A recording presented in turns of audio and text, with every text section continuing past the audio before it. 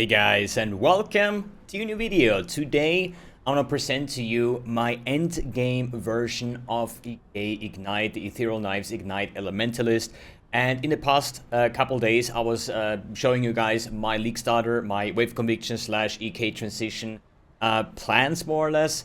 Then went over with a second follow-up video with like leveling trees and how you can approach the leveling aspect until we get the certain core items to convert the character into an EK Ignite and start grinding the content. And today I want to talk about the endgame version, the one that I was playing in the last league. And this is like the point of view of Kalandra League, okay? We're gonna have new items, new uniques, new jewels, new stuff that we're gonna have available in 320, the Forbidden Sanctum League. And obviously we're gonna try to implement the new stuff and make the character even more powerful up to a point where we might actually gonna go even further with a Mage Blood and try out different settings with those kind of things, right? And now you may be wondering like, yo, you talk about your league start and your like early kind of thing, and then you talk about the end game. So what about the mid-budget kind of version, right? And here, honestly, gotta say, I have no clue. Just honestly, I have no clue, because for me, there is some form of mid-budget, but what is the difference in an early game to end game, right? You're just gonna add more and more end game pieces, whether it's like a double corruption on your chest, whether it's like decent rare items where you get all the mana reservation efficiency, maybe you get like a decent quiver with like extra damage, or you get spell suppression. These are all like stones on the way, basically milestones, right? And the more you add, the more powerful your character will get. But then it's like the question, where does early mid-game budget start? Where is like mid-game budget? And like, I have no idea. I just know what is the start gonna look like. I'm gonna know, or at least I know how the end game is gonna look like. And everything from transitioning from the early game and going towards the end game is mid-budget for me, right? So there is no real mid-budget, because I could also say, yo, we don't have the gloves, we don't have the boots, so this is mid-budget now, right? So just to give you guys my personal opinion about this like kind of mid-budget thing. And this time around, I was just showcasing this to show you guys that this is like a legit character, because we're gonna use this video to show you guys the Maxroll guide that I have released, like came out today. So this is now public, that we will go over in like assistance of like explaining my end game version. And how to get to that, either you follow the link in the description, or you check out maxroll.gg, Diablo 2, Diablo 3, now even Diablo 4 that got released yesterday. We have Lost Ark, and here we have Path of Exile. If you go to Path of Exile, if you're new to the site, you can just toggle along. We have awesome creators over here. And we will get you started with build guides, boss guides, currency guides, crafting guides, a lot of resource posts. It's like, you know, you should definitely check it out. I feel like this is going to be the go-to way for Path of Exile content or information in the future, or from starting last league, basically. So how to get to the guide, you go to build guides. Here you can check out a lot of guides, whether it's like caster, melees, minion builds that we currently don't have, but range, you know, everything is like work in progress. We're going to update every single league, we're going to add new stuff, but we have to start from somewhere, right? We also have like league starter builds, we have endgame builds, and currently the EK Ignite Elementalist is the only endgame build. We had the Lightning Strike from last league, but this got heavily nerfed due to the fact of the elusive nerf and lightning strike nerf, so we decided to take it down because we want to provide the best builds possible on Maxroll. Good. And here you're going to find my EK Ignite Elementalist, which is this guide over here. So I want to just talk about the guide, and we're going to go step by step, and you can learn or at least follow the guide along, and I will just try to give you like good impressions on the how we do stuff and what else can we do, because obviously, being an end game build, we have like lots of scaling options. I decided to go to implement Grace and Determination rather than just Determination. I also went for 100% spell suppression on my build because I felt like I want to have like a more tanky version. So if I open my PoB from the last league, we're somewhere sitting at like a 17 million Ignite DPS with like this PoB that you have in the description below. This is all based on 319, the character that I just showed you in game. I also want to give you guys a second PoB because I want to mention David's end game version that he had last league, which is a lot more I would say glass cannon-ish. Okay, so this is like not spell suppression capped. It also doesn't run Grace, for example, but it like doubles my DPS more than, or at least like doubles my DPS to a point that his version here is DPS like Ignite capped. And honestly, even though I'm an Ignite enjoyer since many, many leagues, I didn't even know up to yesterday or 2 days ago when somebody told me, yo, this is Ignite capped. And I'm like, what do you mean with Ignite cap? So apparently there is an Ignite cap, which is 35.791 million DPS. So if I go to the configuration here and say like, yo, we're going to add 1000% more damage modifier, you see that the average hit is going up, the total DPS is going up based on the average hit, but the Ignite DPS is not changing. Even if I add 10,000%, we're still going to be locked on the 35.791 million Ignite DPS. So David's version, also linked in the description below if you want to check out his version. All authenticated, everything here is from Kalandra League, all the jewels and whatnot. So if you want to say like, okay, I want to have a more glass cannon version, because his point of view is just like, yo, dude, with my build, stuff is dying instantly. Whatever he does, like every map, every like courses, whatever spawns, he just kills everything instant, so he doesn't really need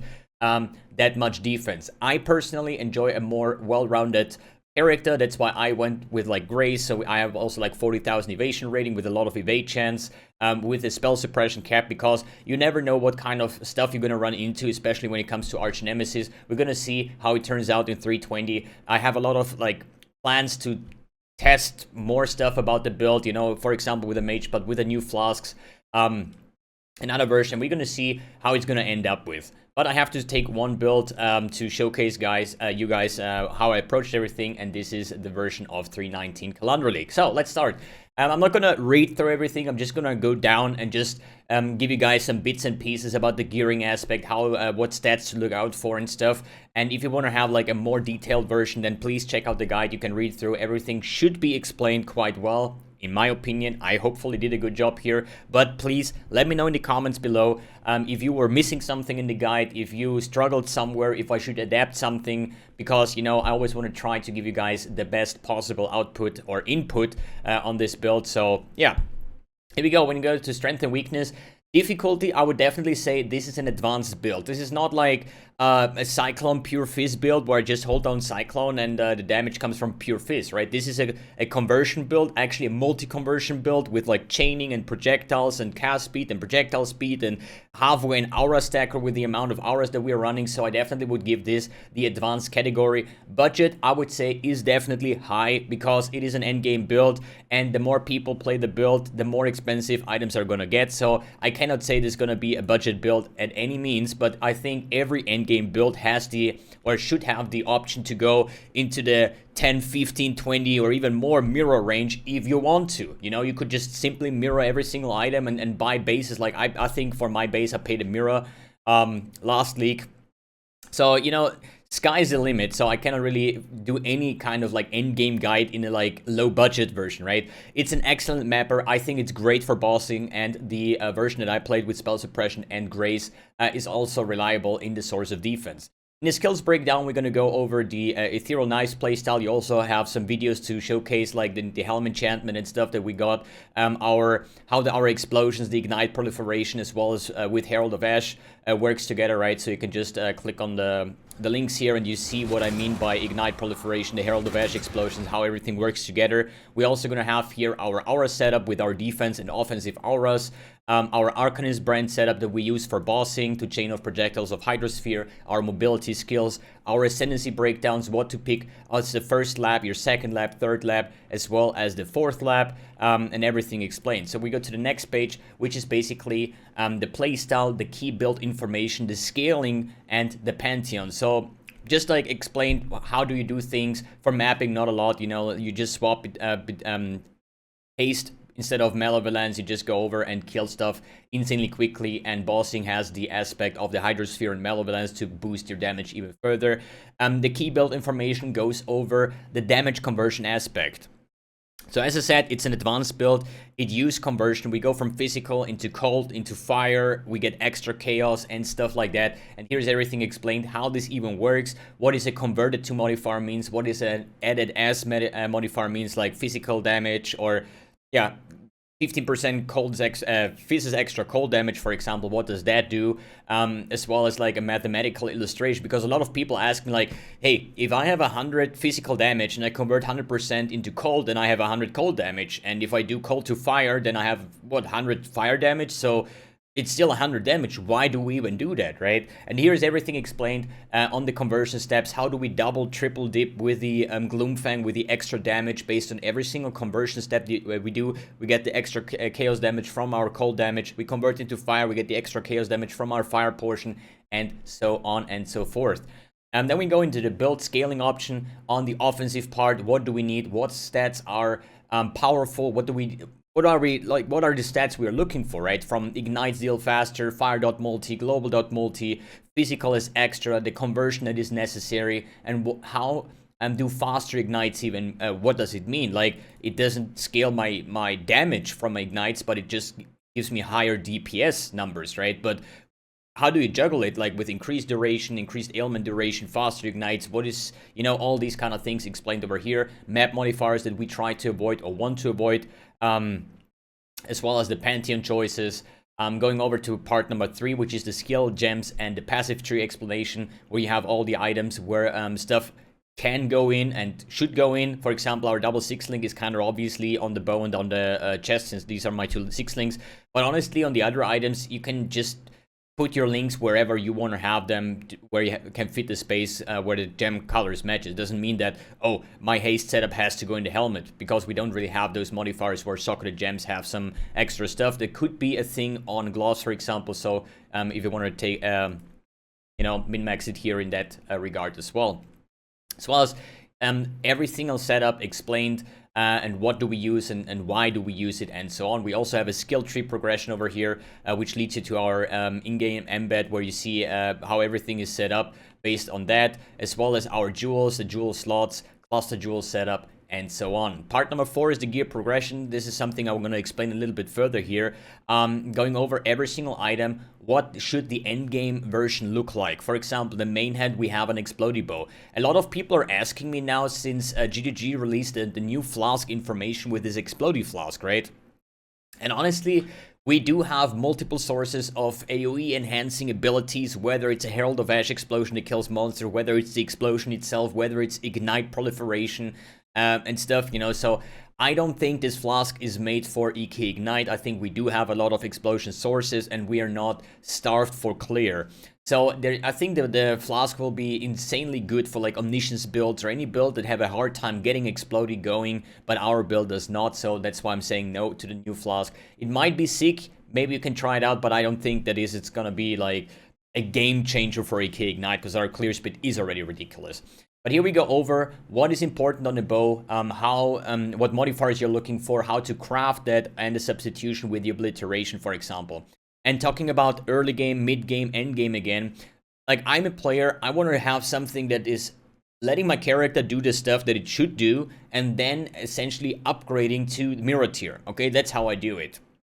And obviously it doesn't mean mirror tier in the terms of investment, but I'm just want to say I'm most likely going to play with obliteration until I can afford an explodey bow. I don't think it's necessary for myself to try to get any mid-version kind of like thing with like a double +1 fizz and cold or something like that, you know. I don't think this is necessary for myself. I tested obliteration in my current setup, and I don't really feel any difference from the clearing aspect, but obviously we're gonna miss a 6-link, so the bow from the damage output and an additional 6-link for our aura setup is going to be just top-notch.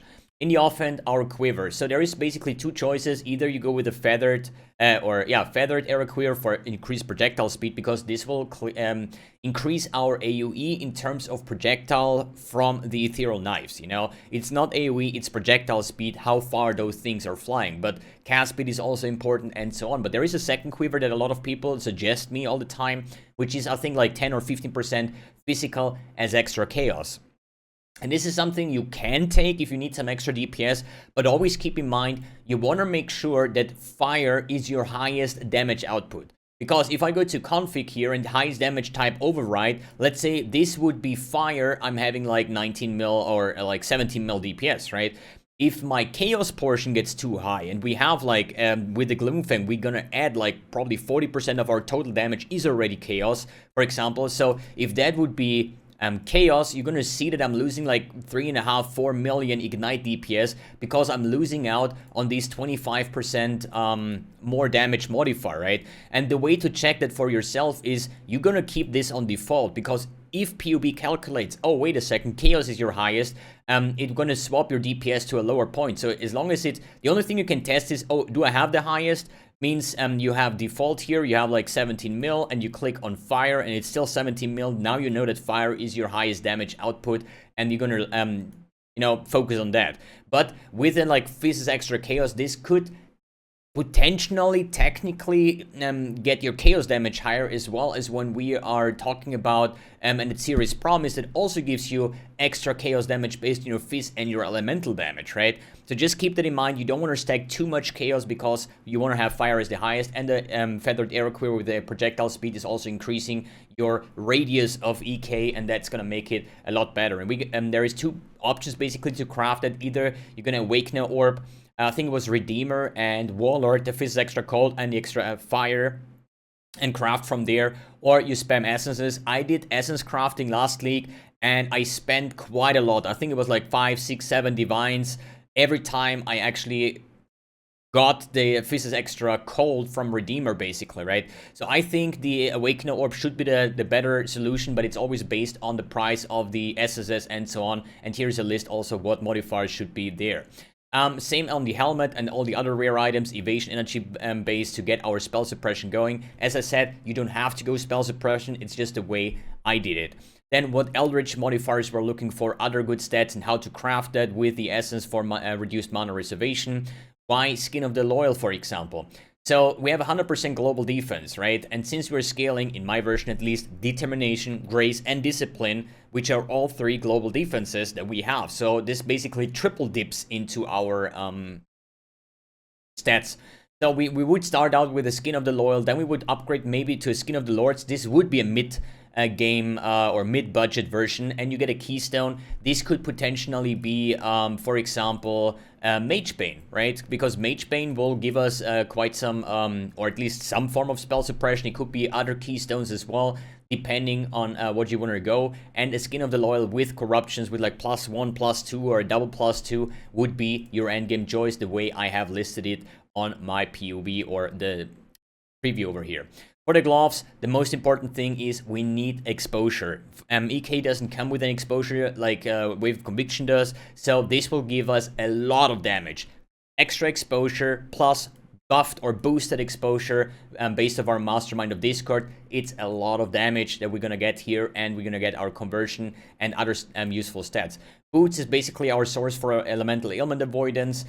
Here is the thing, with the new gems, we're probably gonna opt out from these kind of boots here, just because we're gonna have an easier time getting ailment avoidance capped, and therefore we might play around with some double influenced, faster ignites, Fizz extra cold kind of boots for even more damage. Amulet, Gloomfang explained how this is even working. Rings, why Polaric Devastation is just the best fucking ring ever. I don't know, like this thing adds so much damage as well as a bunch of resistance. So, you know, it's I don't know if there's a ring that would even like come close to what this ring does. Cover enemies in Ash. If this is your left ring, which is basically enemies take 20% increased fire damage or dot damage or something like that.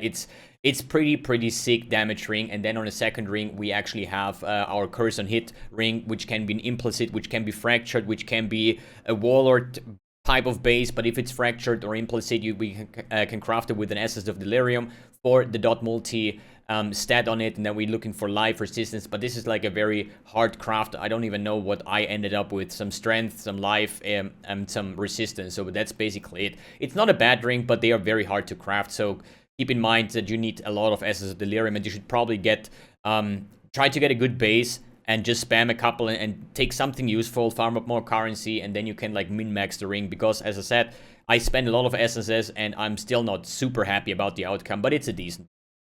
When it comes to the belt, I put in here the Headhunter. I think this is just for a mapping type of character, the undisputed best belt. It is expensive, not gonna lie. Could also be a mage belt, but could also be a rare belt with regen 200 ES per second while a rare or unique enemy is nearby, which is a very, very good take on sustaining your life, or like your sustain, like vitality, regen and stuff like that, right?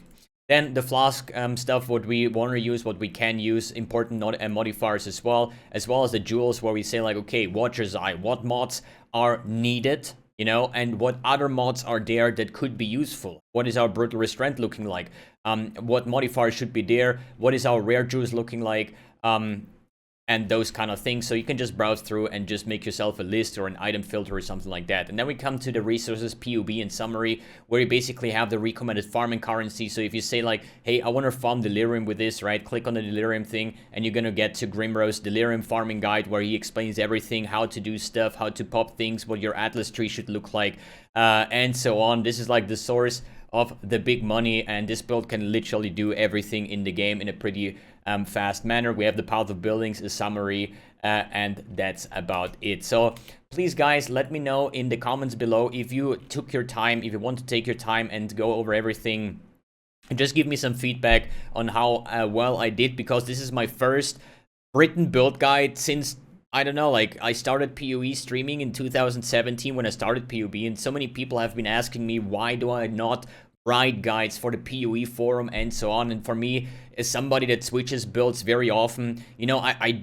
easily played over 100 builds already since I play PoE, and imagine you have 100 builds on the PoE forum, and every single league, every time there's patch notes, you need to update them, right? And this is like undoable from my point of view. Just think about it. Like, they changed something in a tree and now you can go back and update everything. Some builds might die, some builds might be better than before, and oh boy, just way too much work. But here I have like trust in this one, and I want to keep it updated for me, for you, and for everybody else that might enjoy this kind of build with all of its glory in the clearing aspect and grinding and so on. Alright guys, I'm gonna leave you with my current PoB with a link to the website from Maxroll, as well as David's last version, that is the spell, or the dot cap one. And yeah, that's about it. Thanks for tuning in guys, thanks for watching, and see you in the next video.